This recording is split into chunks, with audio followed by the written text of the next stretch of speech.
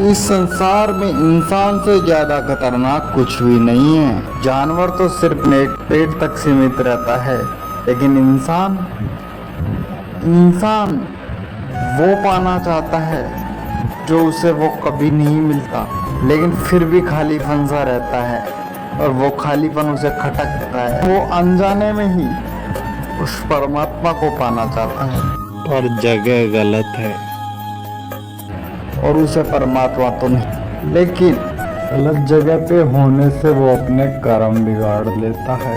जीवन पर्यंत लगा रहता दुनिया की भाग दौड़ में और उसी के लिए विभिन्न प्रयत्न करता है जो उसे घिनौने कृत्य करवाते हैं। परमात्मा प्राप्ति में बाधा उत्पन्न करते हैं। वो अनजाने में उसी चीज को ढूंढ रहा है, तो बोले क्या करे, ध्यान करो। उससे क्या होगा? उससे तुम्हें पता लगेगा कि तुम्हें जीवन में करना क्या है। जीवन का वास्तविक उद्देश्य तुम्हें पता लगेगा। मैं तुम्हें संसार छोड़कर भागने के लिए नहीं कह रहा, बल्कि संसार में रह करके ही परमात्मा को कैसे प्राप्त किया जाता है। तो कहते हैं मेरे पास टाइम नहीं, और वे जो जीवन पर्यंत कुछ न कुछ करते रहे, लेकिन इस ओर उनका ध्यान ही नहीं गया।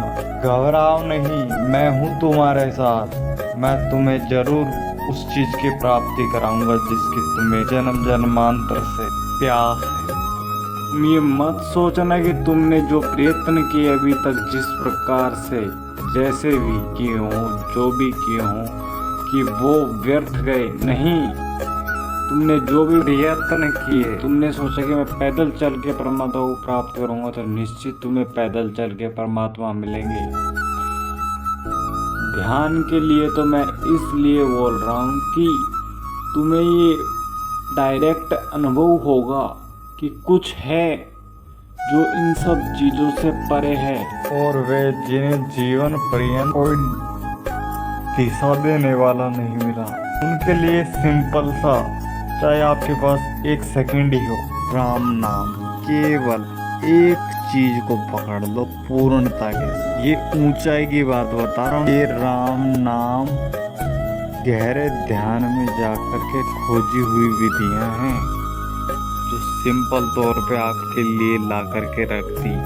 कोई आदमी विभिन्न जगह से गुजरा और बाद में जाके एक शॉर्टकट रास्ता बता दिया, आप शॉर्टकट से जाएंगे लंबे से। बेसिकली जब आपको पता है कि यहाँ से डायरेक्ट अच्छा मार्ग है, तो आप सिंपल शॉर्टकट ही जाओगे। लेकिन मैं उस शॉर्टकट की बात नहीं कर रहा हूँ जिस शॉर्टकट के विचार तुम्हारे दिमाग में आते, और उसी में इतनी पूर्णता के साथ डूबो कि वहीं पे परमात्मा प्रकट हो जाए। बहुत धीरे धीरे चलते रहो, किसी गुरु से साक्षात्कार हो जाए तो बहुत अच्छी बात है। अगर डंडियाँ पकड़ लो जो लोग पहुँचे हैं उनकी, क्योंकि परमात्मा को जाना तुम्हारे बस की बात नहीं, तुम्हारे दिमाग की पहुंच से बाहर है। वो अनलिमिटेड हो जाओ, परमात्मा जो कराए वो करो।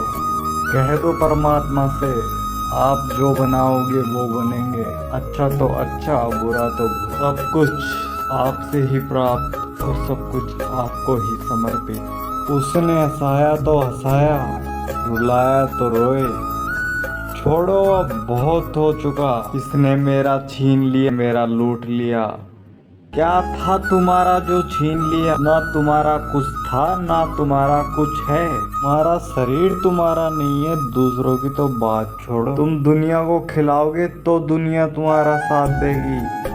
अरे यहाँ तक कि तुम अपने शरीर तक को खिलाओगे तब भी तुम्हारा शरीर तुम्हारा साथ देगा। सब स्वार्थी हैं यहाँ पे और तुम ही तुम्हारे हो।